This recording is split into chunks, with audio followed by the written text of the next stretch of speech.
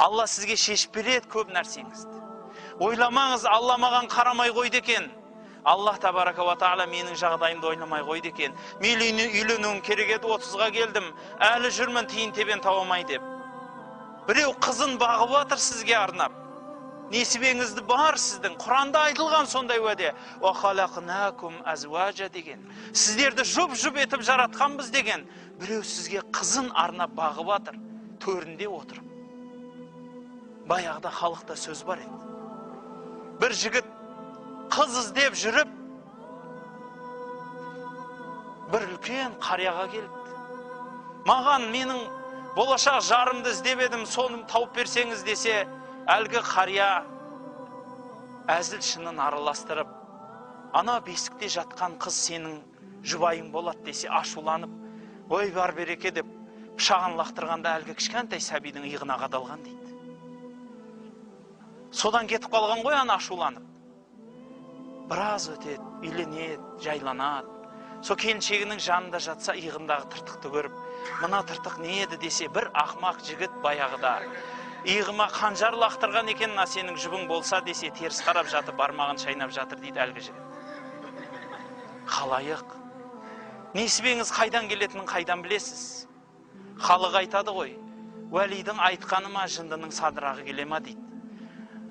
Бауырлар, бақ шабама, бап шабама дейді. Алла Тағала сізге берген рызық несібесін баптап табасыз ба? Жоқ, бақпенен әйтеуір салама қайдан білесіз? Көп адамдарда бұл сөз бар. Бақ шабама, жоқ, бап шабама деп екеуін теңестіріп қойған. Яғни, мына біреу шауып кетеді деген емес, әдейі екеуі тең деген.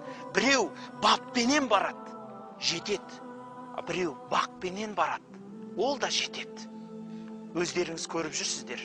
Көп адамдар әшейін ПТУ-да оқып, әжептәуір жерде бастық болып отыр. Көп адамдар бар, институт, университетте 5-пен тауысып, базарда аяқ киім жөндеп отыр. Өтірік па? Бап шабама, бақ шабама. Біреулер рас білімімен, еңбегімен шығып жатыр. Абай атамыз айтпақшы, мансап деген бұл бір биік жартас, ерінбей, өрмелеп жылан да шығады, талмай ұшып қаранда шығады дейді. Сондықтан рызық несібе де бұл биік жартас, талмай ұшып қыранда шығады, ерінбей өрмелеп жыланда шығады. Бірақ жыланның жолымен жүр деп айта алмаймыз.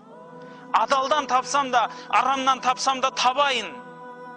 Осы рызық несібе кім берсе де мен тапқан нәрсем, өзімнің маңдай терім, өзімнің біліміммен таптым, ақылдылығыммен таптым деген небір данышпандар бар.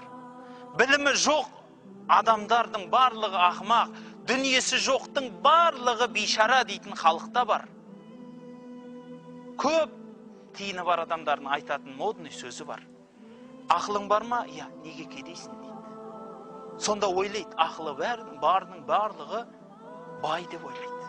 Оған имам Шафии рахматуллах алейхи айтады. Бір кісі сұраған ғой дәл солай. Сіз имамсыз, тас кедей болған екен о кісі. Бірақ кедейсіз, жұрттар сізді ұстаз тұтады. Не деген ұлы ғалымсыз, бірақ дүниеңіз жоқ, неге бұлай ұстаз дегенде?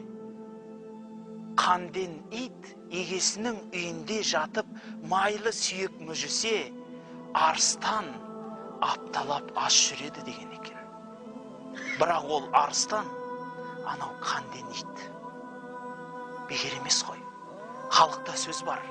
Баяғыда ит арыстанның ұрғашысына масқаралап айтқан екен, бейшара, тусаң 2-ақ бала туасың ғой, бұл не туыс депті. Мен сияқты 8-9-ын таппайсың ба десе, арыстан айтыпты дейді күліп.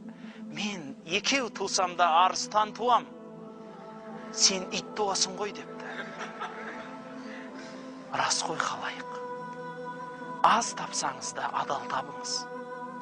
Аз тапсаңыз да адал табыңыз.